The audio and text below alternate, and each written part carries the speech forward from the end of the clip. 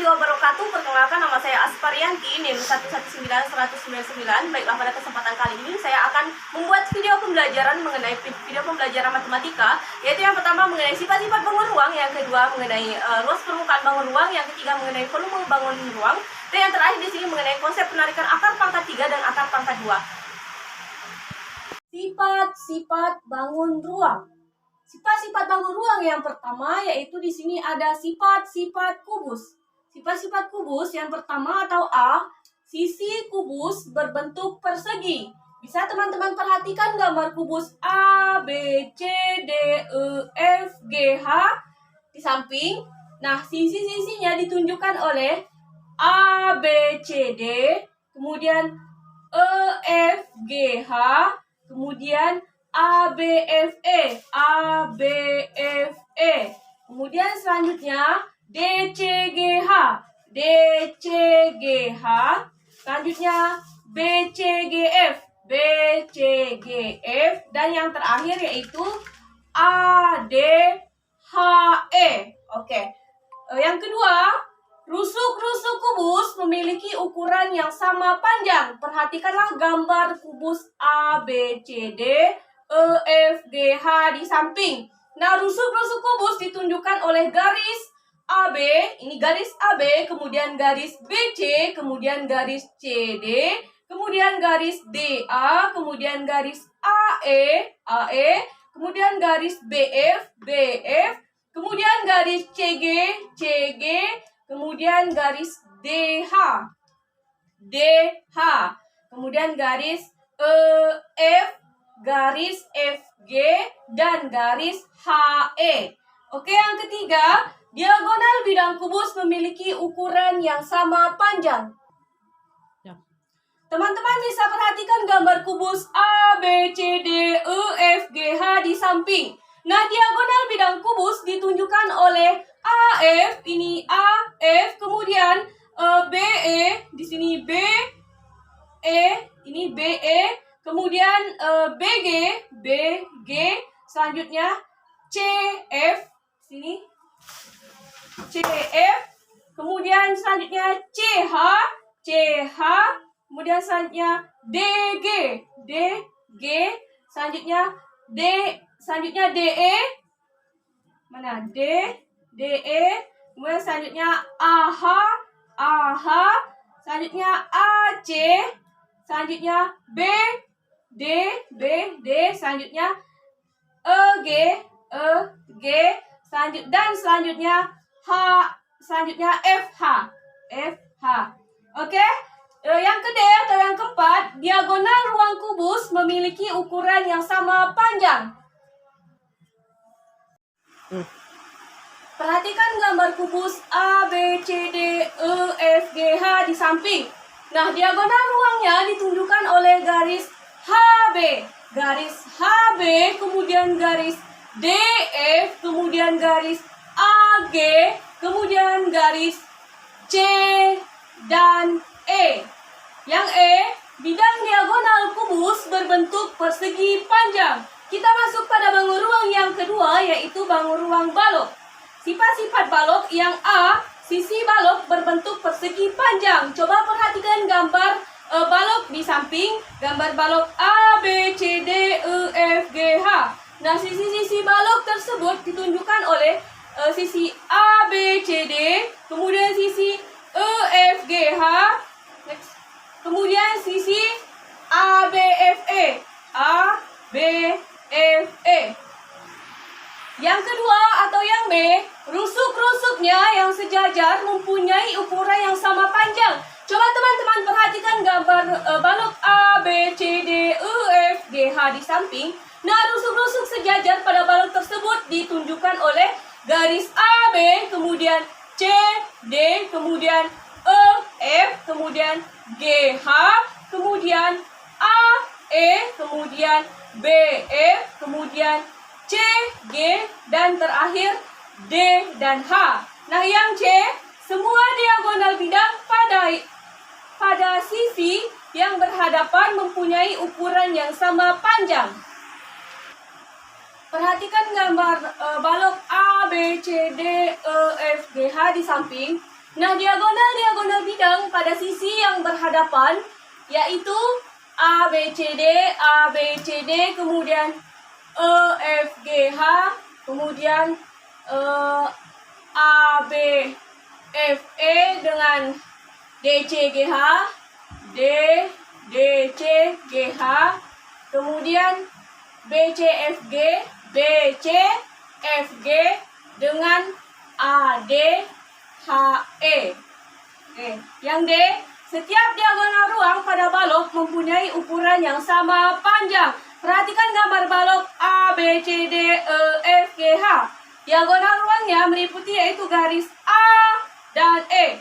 A dan G, A, G, A ke G, kemudian C ke E ke C, E, C, kemudian D, F, kemudian selanjutnya H, B.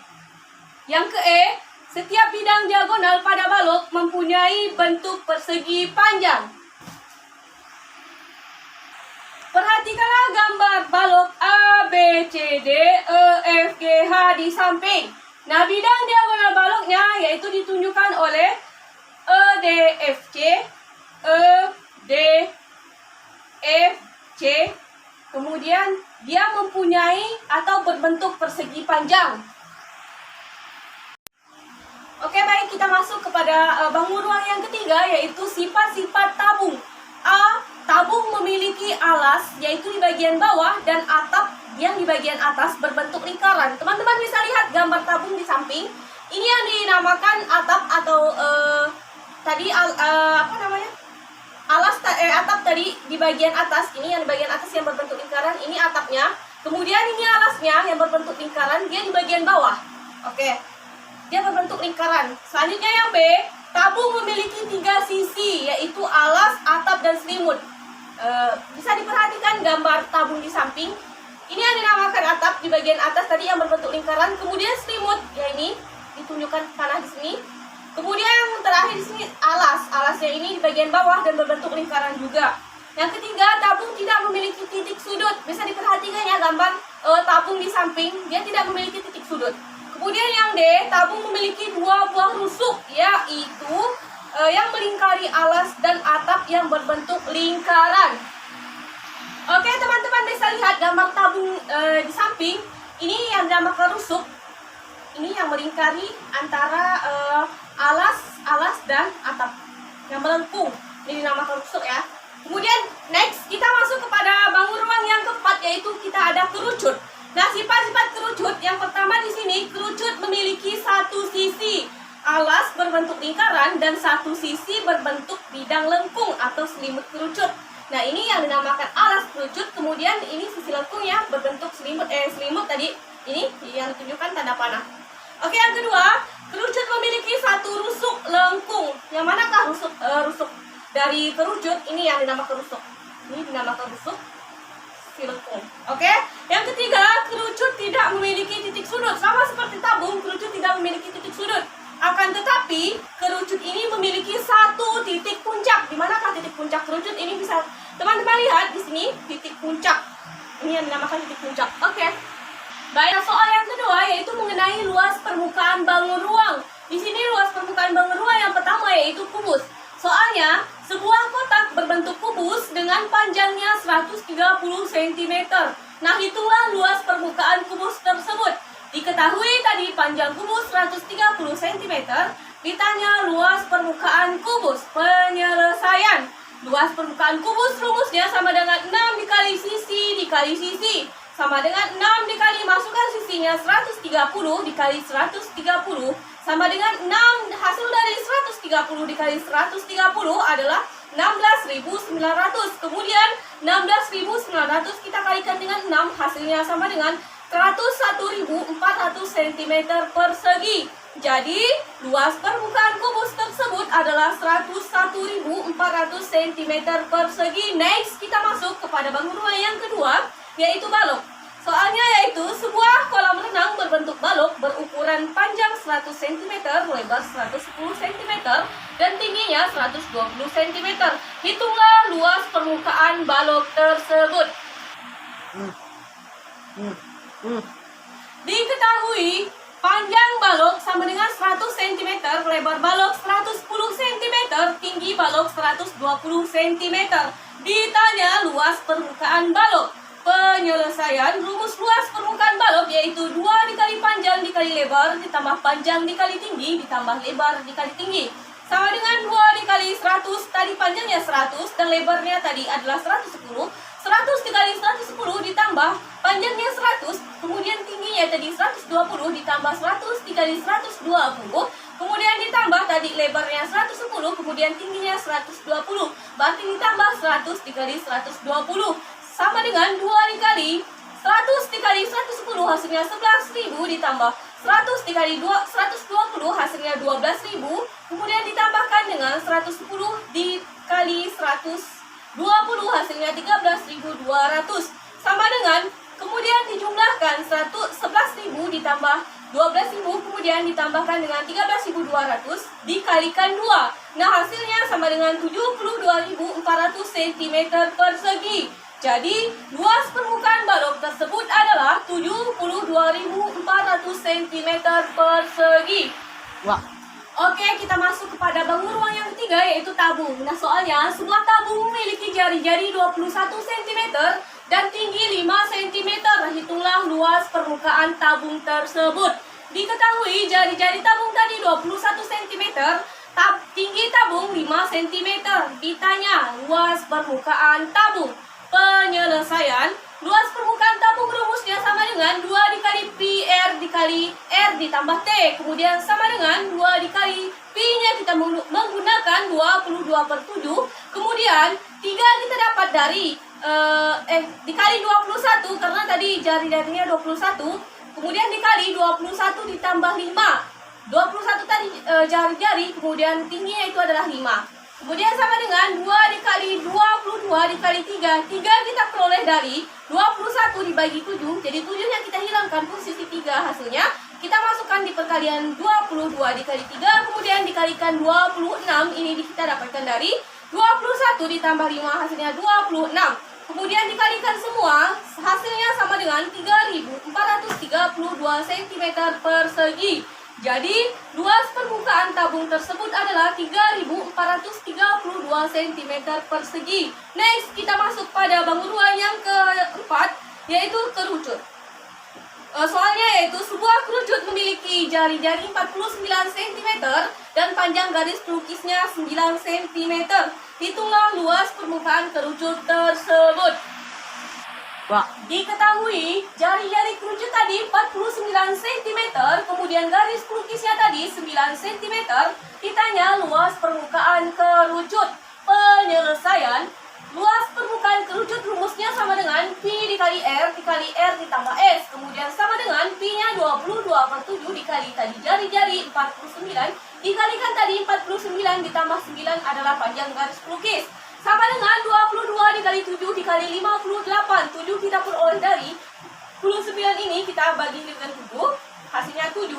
Kemudian 49 ditambah 9 hasilnya 58. Dikalikan 22 dikali 7 dikalikan 58. Hasilnya sama dengan 8.932 cm persegi. Jadi luas permukaan kerucut tersebut adalah 8.932 cm persegi. Oke, kita masuk pada bangun ruang yang kelima yaitu bangun ruang bola. Soalnya sebuah bola memiliki jari-jari 42 cm. Hitunglah luas permukaan bola tersebut. Diketahui jari-jari bola 42 cm. Ditanya luas permukaan bola. Penyelesaian rumus luas permukaan bola sama dengan 4 pi R kuadrat. L sama dengan 4 dikali 22/7 dikali 42 dikali 42. L sama dengan 4 dikali 22 dikali 6 dikali 42. 6 kita peroleh dari 42 dibagi 7, maka hasilnya 6. Kemudian kita kalikan semua. 4 dikali 22 dikali 6 dikali 42 hasilnya sama dengan 22.176 cm persegi. Jadi luas permukaan bola tersebut adalah 22.176 cm persegi. Kita masuk pada soal yang ketiga yaitu mengenai volume bangun ruang. Nah, di bagian A atau di bagian pertama yaitu volume bangun ruang kubus. Nah, soalnya diketahui rusuk kubus 125 cm. Hitunglah volume kubus tersebut. Nah, diketahui rusuk kubus tadi 125 cm, ditanya volume kubus. Penyelesaian, rumus volume kubus sama dengan S pangkat 3 atau sama dengan sisi dikali sisi dikali sisi dikali sisi. Sama dengan kita masukkan 125 dikali 125 dikali 125, hasilnya sama dengan 1.953.125 cm3. Jadi, volume kubus tersebut adalah 1.953.125 cm3. Next, kita masuk pada soal yang kedua, yaitu diketahui panjang balok 14 cm, lebar balok 10 cm, dan tinggi balok 8 cm. Nah, hitunglah volume balok tersebut. Diketahui panjang balok sama dengan 14 cm, lebar balok 10 cm, tinggi balok 8 cm. Ditanya volume balok. Penyelesaian, rumus volume balok sama dengan panjang dikali lebar dikali tinggi. Kita masukkan panjangnya 14 dikalikan lebarnya 10, kemudian tinggi tadi 8 kita masukkan. 14 dikali 10 dikali 8 hasilnya 1120 cm3. Jadi, volume balok tersebut adalah 1120 cm3. Wah. Oke, kita masuk pada soal yang C atau yang ketiga. Diketahui diameter alas tabung 28 cm, tingginya 35 cm. Hitunglah volume tabung tersebut. Diketahui diameter alas tabung tadi 28 cm, tinggi tabung 35 cm. Ditanya volume tabung. Penyelesaian, volume tabung rumusnya sama dengan PR kuadrat dikali tinggi. Sama dengan V-nya kita ambil 22/7 dikali. Karena yang diketahui tadi diameter alas, kemudian untuk mencari jari-jari kita bagi 1/2 dari diameter, maka tadi 28 kita bagi 2, maka hasilnya 14. Kemudian kita kalikan dengan 35, sama dengan 22/7 dikali 14 dikali 14 dikali 35. Sama dengan 22 dikali 2, 2 kita peroleh dari 14 dibagikan 7 hasilnya 2, maka 2 di sini kita peroleh. Kemudian dikalikan 14 dikalikan 35 sama dengan hasilnya 21.560 cm3. Jadi volume tabung tersebut adalah 21.560 cm3.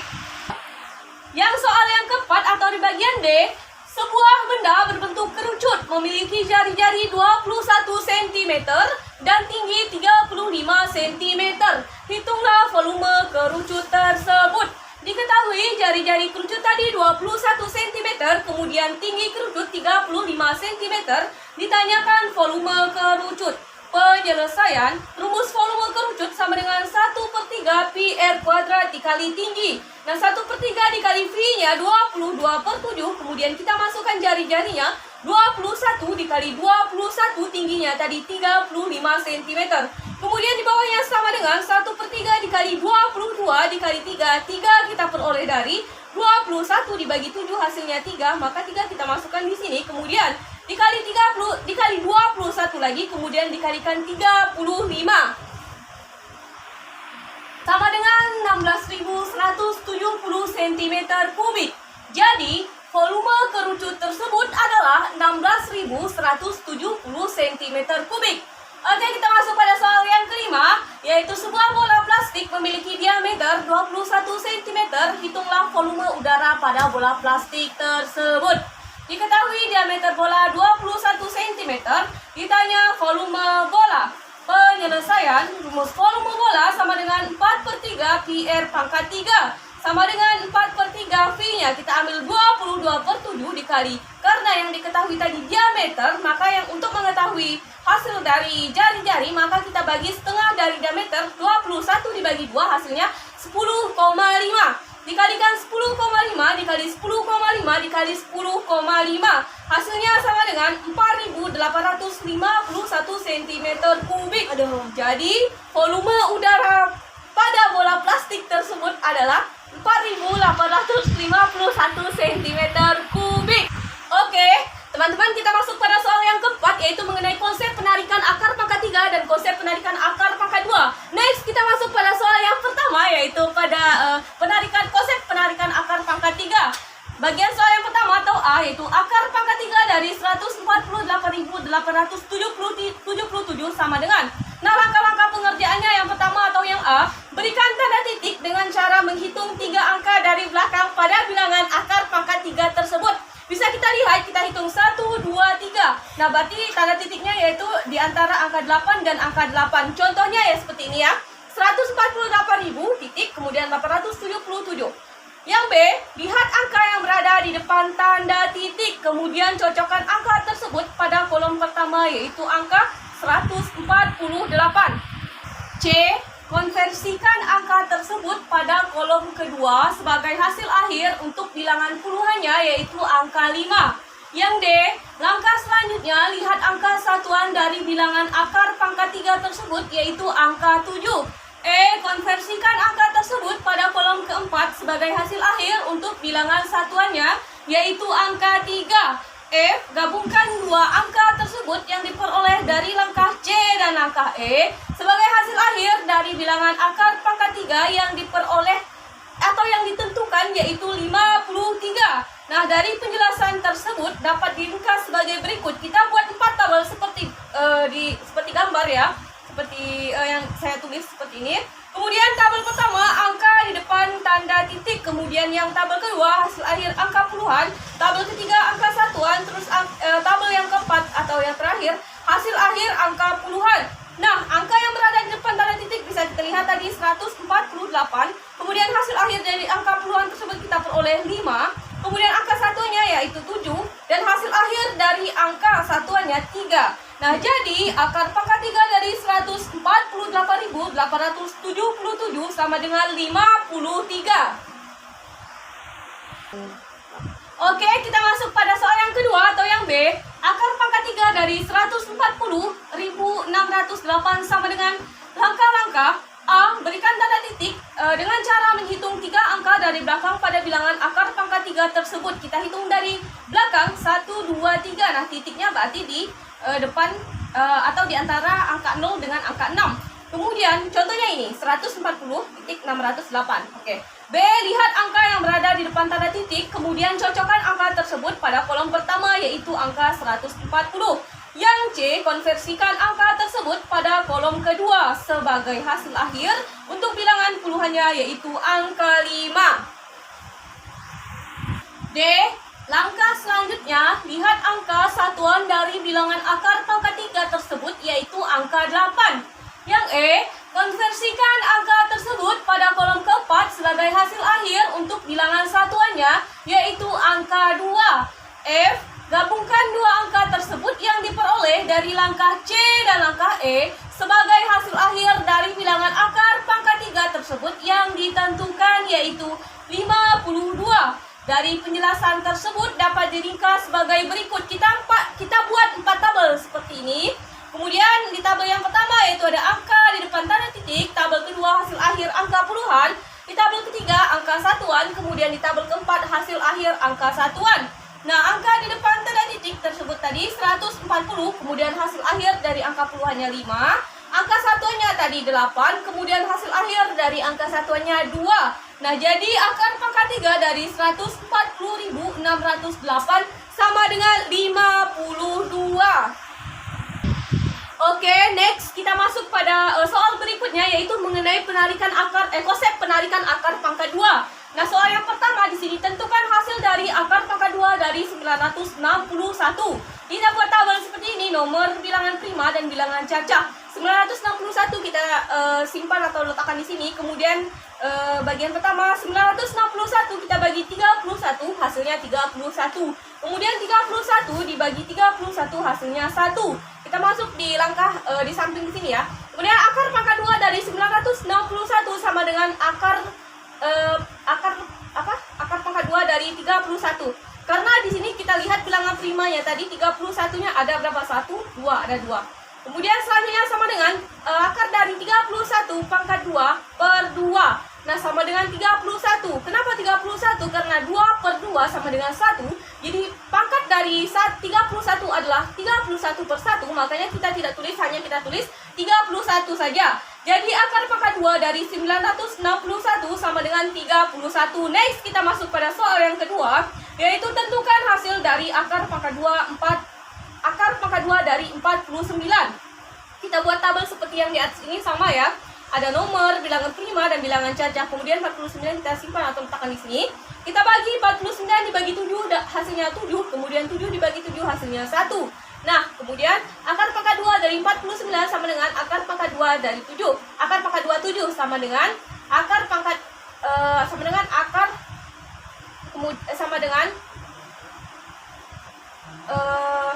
akar dari 7 per 2, akar dari 7, 2 per 2 sama dengan 7. Mengapa demikian? Karena 2 per 2 ini, 2 dibagi 2 sama dengan 1, 7 koefisien atau pangkatnya dari 7 itu adalah 1, makanya kita tulis saja 7. Jadi, hasil dari atau akar pangkat 2 dari 49 tersebut adalah 7.